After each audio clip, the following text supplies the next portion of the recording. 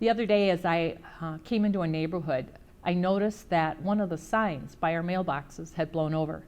The wind had been strong, broke it, and it was laying on the ground. Early the next morning, I looked out my window, and there was Jim, not my husband Jim, but our neighbor Jim. He was fixing the sign. I thought to myself, what a good neighbor that Jim is, as I watched him dig the hole, put in the concrete, and set the post. What does it mean to be a good neighbor these days? It's certainly not the neighborhoods that we live in or even the people that we live with. I don't think it's even the good deeds that we do.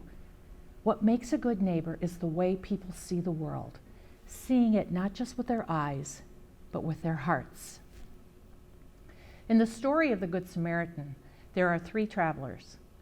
The first 2, as they come down the road, encounter a man laying by the side, and they do nothing. For whatever reason, they pass him by, maybe because they don't want to be inconvenienced, or they're afraid, or it's just trouble.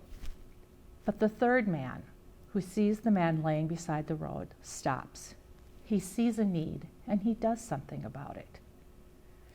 Being a good neighbor in Jesus' time is not all that different than being a good neighbor today.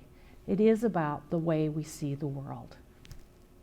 In these times when we need to be separated from one another, it is striking how many good neighbors we have out there. There are people who are making masks so that we can control the spread of the virus. There are others who are bringing food to prop so we can keep the food shelf stocked. And there are people who are making phone calls just to check in with people to see how they're doing. It's not an easy time, that's for sure.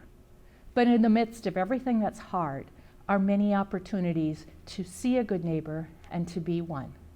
To look around in the world, not just with our eyes, but also with our hearts, and do something good. Thank you all for being such good neighbors. God bless. Thank you so much for listening to this devotion.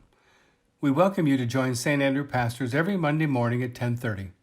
We'll provide a brief devotion on a scripture passage and then host a conversation and mutual support.